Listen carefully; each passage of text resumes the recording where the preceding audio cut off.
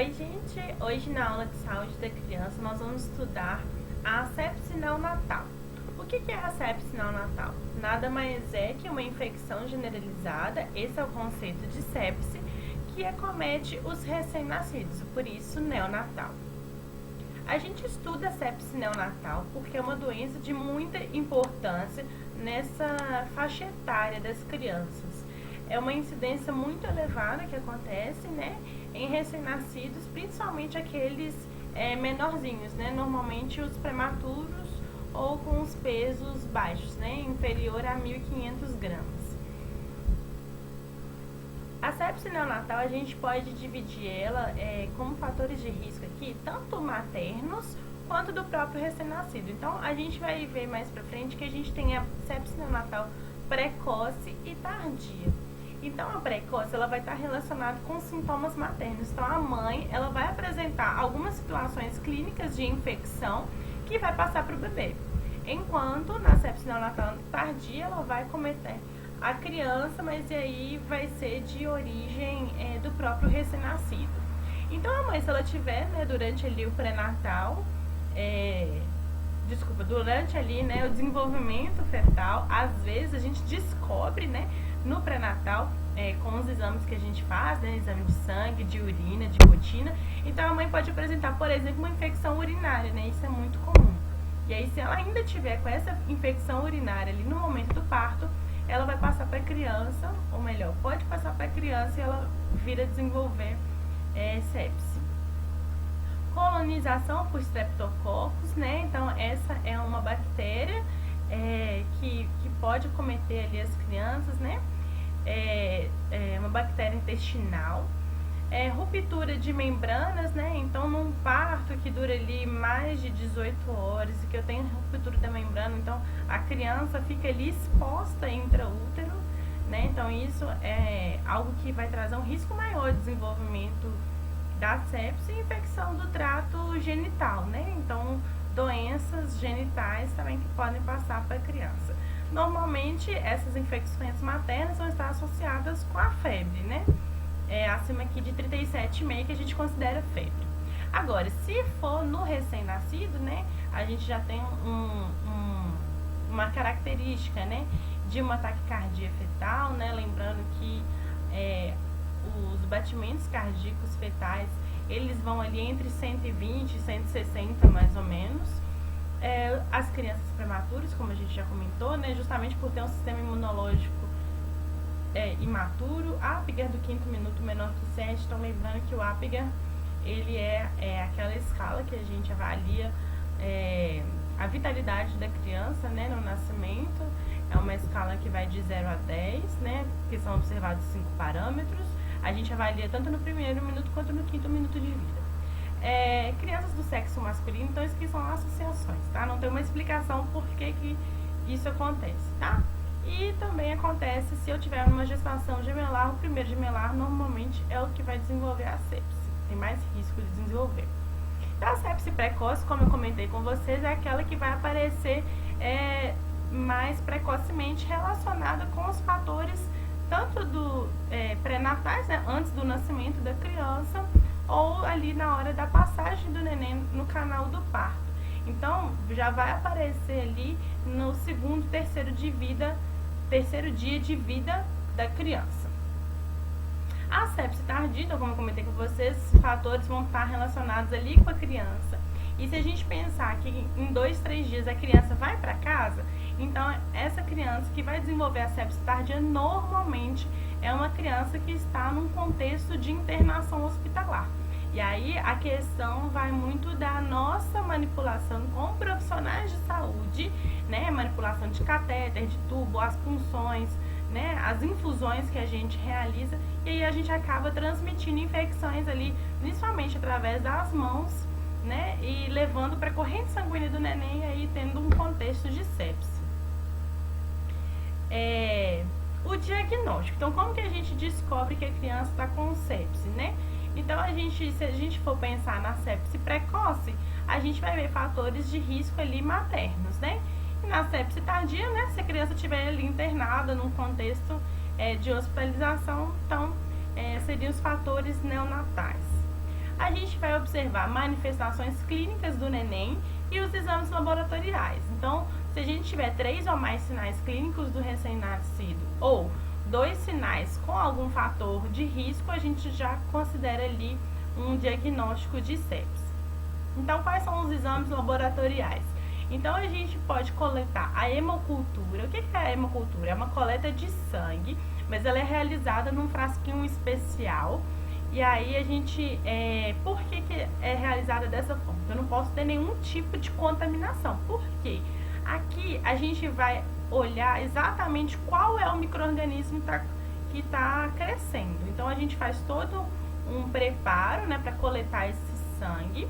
E aí, coloca nesse frasquinho.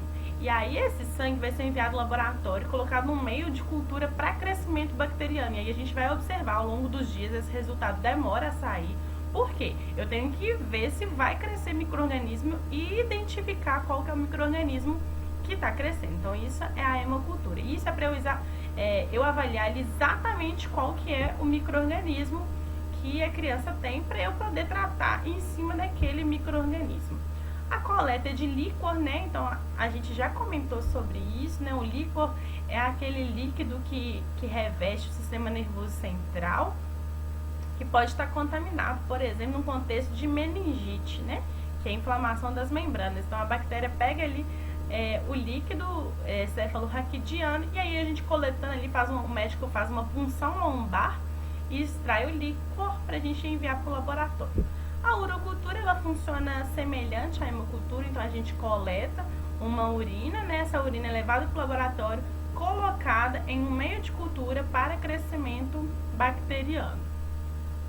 Cultura de aspirado traqueal, que é o que tem sido feito mesmo, né, para diagnóstico também do Covid, né, aspirado da secreção traqueal. Leucograma, que é um exame de sangue para ver ali o padrão dos leucócitos, né, que são as células de defesa nossa. As plaquetas, proteína C reativa. Proteína C reativa é uma proteína que está aumentada em contexto infeccioso, mas ela não me mostra qual que é o tipo de infecção, tá? Mas ela está aumentada. Citocinas também, que são substâncias inflamatórias também que estariam alteradas. E as manifestações clínicas, né, do recém-nascido, elas vão ser mais inespecíficas. Então, por isso que a gente tem que, juntamente com as manifestações clínicas, avaliar laboratorialmente para a gente ter um contexto de sepse. Mas ela seria, então, dificuldade respiratória, que pode vir com taquipneia, gemência, retrações torácicas, né, que é quando a gente começa a ver que a musculatura torácica, ela afundando assim, né, é o uso de musculatura acessória que a gente fala, né, batimento de asas nasal, apneia, letargia, que é a lentificação, febre ou hipotermia, né, então pode ter qualquer um dos extremos de temperatura, icterícia, se eu não souber outra causa, sintomas digestórios, manifestações cutâneas, então a gente tem aparecimento de manchas na criança, né, as petecas são aquelas pintinhas vermelhas que normalmente acontecem ali no contexto da dengue, o abscesso, que é uma coleção de pus, né, abaixo ali da pele, e escleredema, que é também um edema, só que é um edema que não apresenta cacifo, né, cacifo é aquele afundamento da pele,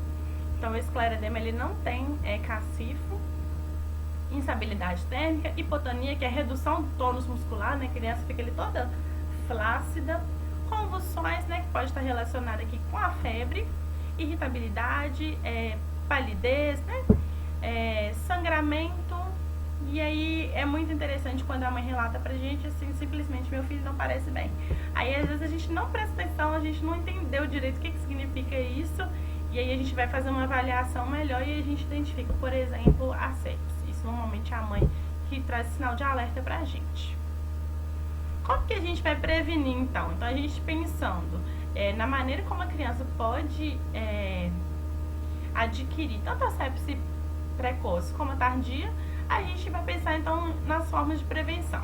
Considerando então que a prematuridade é um fator de risco, a gente tentar ali intervir para evitar a prematuridade. Então em alguns momentos não tem como a gente evitar, mas, por exemplo, se a gente faz um pré-natal, né, bom acompanhamento, se essa mulher tem alguma infecção, a gente trata e é uma das causas ali que a gente vai evitar, né? Porque a infecção materna, ela é um fator de risco para a prematuridade.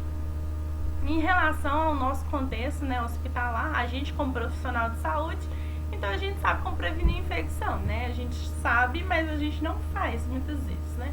Então a higiene das mãos, a questão da superlotação da UTI, né? Não deixar os nenéns muito próximos ali uns dos outros, né? Trocar a luva, né? Quando for manipular um e outro criança, manipulação mínima, lembrando, né? A gente sempre fala aqui no contexto da neonatologia, da gente manipular mínimo essas crianças, né? Ter muito cuidado na hora de manipular os catéteres centrais, né? A maioria das crianças vão estar com esses catéteres, né? E aí uma infecção ali pega corrente sanguínea facilmente e leva a um quadro de sepse. E além de trazer a família para perto, né? Para ajudar ali na questão da higiene das mãos, né? Ou utilização do álcool gel. O uso de probióticos, né? Probióticos são substâncias tipo Yakult, que tem bactérias que são benéficas para o nosso corpo, né? Que fazem parte da nossa microbiota intestinal. Pode ser utilizado, né? Então, assim, a gente, aumentando ali a nossa microbiota intestinal, a gente acaba colocando um ambiente de competição contra aquelas bactérias patogênicas que poderiam levar a uma infecção e a sepse. O uso de anticorpos, né, endovenosos ainda é algo que é questionado, então nem sempre tem sido utilizado. E o aleitamento materno é algo muito interessante, né? O aleitamento materno, a gente sabe que ele contém os anticorpos, né, que a criança precisa, e mesmo no contexto da neonatologia, mesmo que a criança não esteja mamando, a gente pode ofertar o leite materno através da sonda ou do copinho, ou mesmo que ele já esteja utilizando a fórmula infantil, a gente complementa ali com o leite materno, justamente para dar esse aporte de defesa para a criança. O tratamento. Então, o tratamento, como é uma infecção, a gente vai tratar com antibiótico. E aí a gente tem que pensar duas coisas.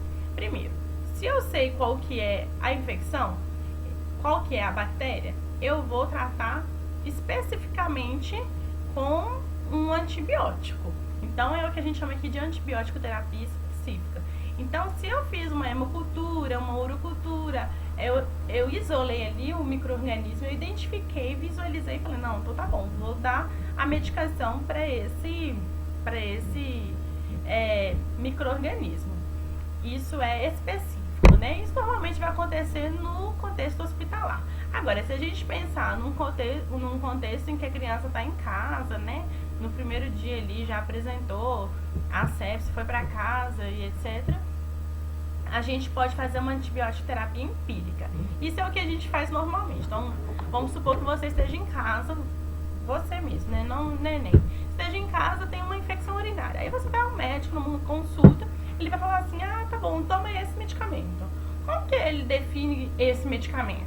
Ele sabe que é uma infecção urinária, então sabe quais são as bactérias que normalmente colonizam o trato urinário. É Belo Horizonte, né, Brasil, então o nosso contexto é esse. É tal época do ano, sei lá, normalmente é esse micro-organismo. Então é mais ou menos por aí, né, as infecções de garganta, todas essas que o médico, ele infere, tá? Não imagina exatamente, né? Ele infere qual seria aquele micro-organismo ou os prováveis micro-organismos, e aí faz uma antibiótico terapia empírica, ou seja, experimental. Então ele vai lá e passa aquele antibiótico para você. Pode acontecer de você não ter aquele bactéria que aquele antibiótico vai cobrir. Normalmente um antibiótico ele não cobre uma bactéria, tá bom? São várias bactérias. Então, às vezes pode acontecer. E aí você precisar retornar ao médico e ele vai falar assim, então vou te dar um outro antibiótico.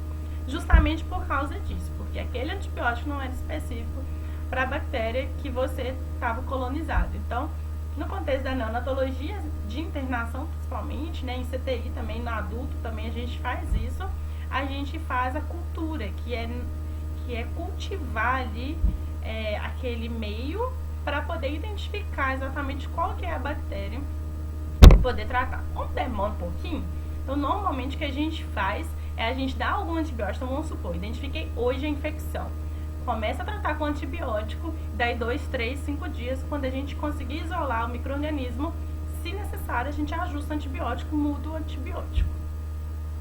Cuidados de enfermagem, então, na sepse neonatal, acho que a gente já falou a maioria das coisas aqui, né? Monitorar sinais vitais, né? Identificar precocemente, né? A sepse, sabendo como que ela atua, né? Sabendo quais são as causas, então ir direto nisso, né? Ver ali, avaliar bem a criança, né? Diariamente, pensando aqui no contexto da antibiótico terapia, né? Vamos administrar o antibiótico da forma adequada. Estimular o aleitamento materno, né? Como a gente comentou, né? Tem a questão dos anticorpos ali para nos ajudar no combate às infecções, a orientação dos pais, a asepsia de equipamentos, né? Na verdade, antisepsia de equipamentos do ambiente físico, né? Além da do nosso cuidado com as nossas mãos, né? Com a manipulação ali da criança durante os procedimentos e também ali do cordão umbilical, né? Porque o cordão umbilical a gente tem que colocar ele sempre ali distante, por exemplo, das fezes, né, da urina, para também não trazer infecção para o cordão umbilical e aí essa infecção também poderia se tornar uma sepse. Então essa foi a aula de sepse neonatal da disciplina Saúde da Criança.